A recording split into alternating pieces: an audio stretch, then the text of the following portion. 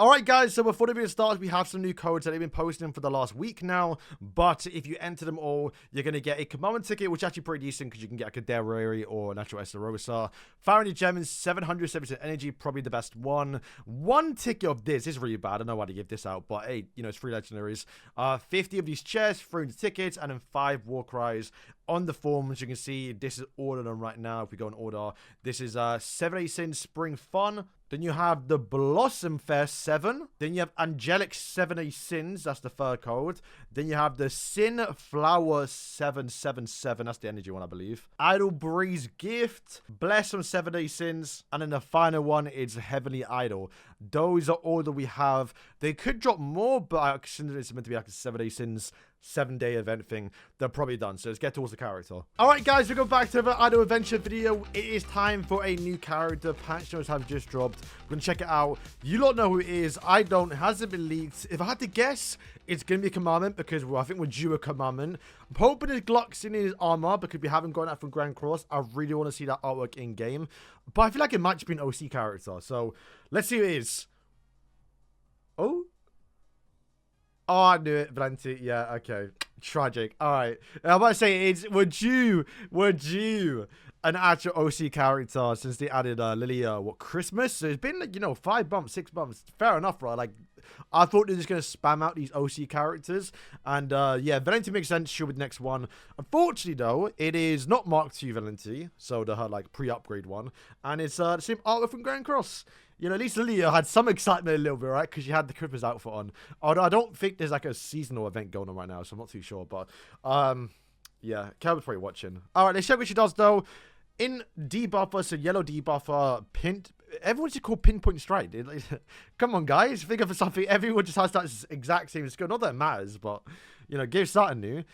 So deals damage equal to 108% attack onto one target. Does nothing on normal skill. Nowadays, you typically like a character to have something on the normal skill, even if it's like 10-20%. Just applying 1 extra debuff normally is quite nice. But then we have Genesis. So see if she actually works with Valenti.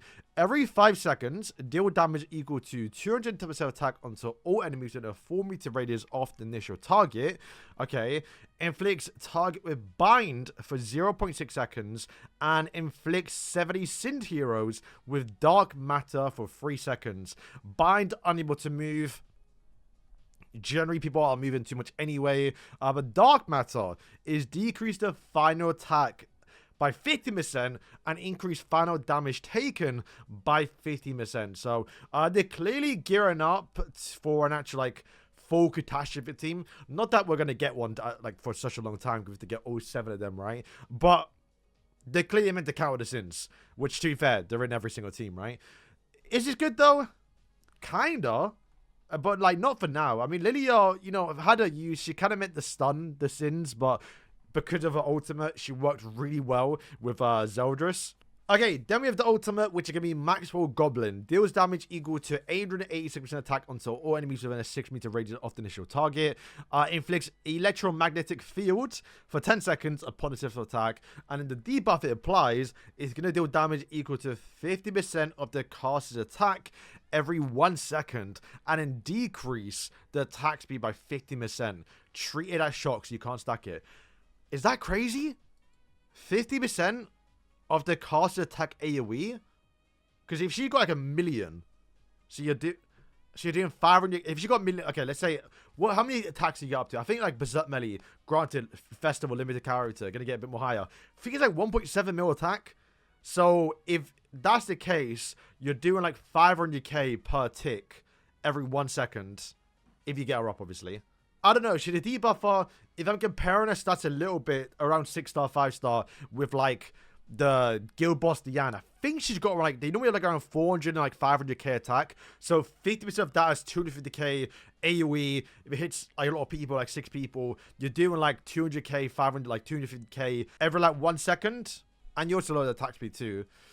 I don't know, this seems okay. Not the most exciting character because it is Valenti, but like, I see potential. The only problem is though, is that like, right now, I don't see you substitute, like debuffers, you already have Melee. Melee's the best debuffer in the game, basically, and he's the best DPS. I think right now you definitely want to lean more towards, obviously, attack, you know, buff synergy, counters, taunts, all that stuff like that. You're not really relying on too much debuffing. In fact, I think literally the only debuffer, to be honest, the only way I see her being used, I think we already have bind a little bit with, like, Glucksony, I think, if I remember properly, but, like, you're probably just going to use for night bosses just to get, like, the bind every 5 seconds. I mean, you know what? I think fair enough. That is my... Now, I'm probably sleeping on a little bit. I think she could be decent. And, like, the debuffs could be alright. And, you know, given the time and dupes as well, this ultimate move could be decent. Because, yeah, if you think about it, right? Berserk Melee, all the sync characters, lowering their attack by 50%, increasing damage taken. That's probably the most important one because that can go well with your characters. And then also lowering their attack speed and just dealing damage treated as shock is like, you know, I see a little bit. I see a little bit. So... yeah, that's a character. I still think for most people it should probably be a skip, mainly just because we just got Elizabeth. People should summon that banner. That was 250k. Then we have to start saving for like it's not the anniversary, but in June we are going to be getting another festival level character. Not the official 1 year release of the game, but the 1 year since the beta, basically. So even though they won't treat it as like the anniversary, that's in August, but it could still be a special update. Plus, I think they said there's something's coming in June too. So, yeah, I'd say just start saving, and especially because that might actually drop a banner which has all the previous like characters, like how we had that Gopher banner, the 250k, like half Annie banner, where it's like just increase rate up, a smaller banner size, so you're only gonna get good characters. I'd say just save and wait for Valenti there. So yeah, we're gonna get more Tower Trials. They expanded the EXP dungeon. We're getting a new story, not continuing the 17 story, which is quite weird because I would have thought like if they did what I said and they just got a chapter every 2 weeks, season 2 would literally end at the exact same time as the anniversary. It was perfect timing. I don't know why they didn't do that. But at least in terms of OC characters, we should be getting Easter next, and she has got a summer outfit. If we're going to follow the same trend of like getting kind of Grand Cross characters, it'd be pretty cool to get Easter and summer outfit in July, so in a few months' time. That wouldn't be too bad, but that's around... yeah, no, they could do that probably. Also, let's get a banner. We're going to be getting this little new pickup bingo event. Rewards look okay. The free guarantee actual, at least selected, I think the other selectors is pretty decent. These heart panel boxes are kind of nice as well. Yeah, special. Okay, it's not selector, it's just number 1. 10k damage though is quite nice. This ranking event is back, which always gives some nice rewards.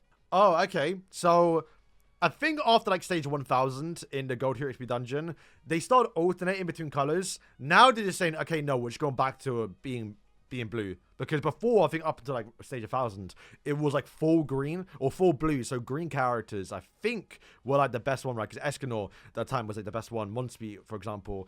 So now, yeah, just going back towards blue, which is kind of fine, because at least then Berserk Melee's always typed neutral and not type disadvantage ever, which is gonna be quite good. Barnes down to summon tickets. Remember, Elizabeth is coming out in 2 weeks' time, so I'd save for that.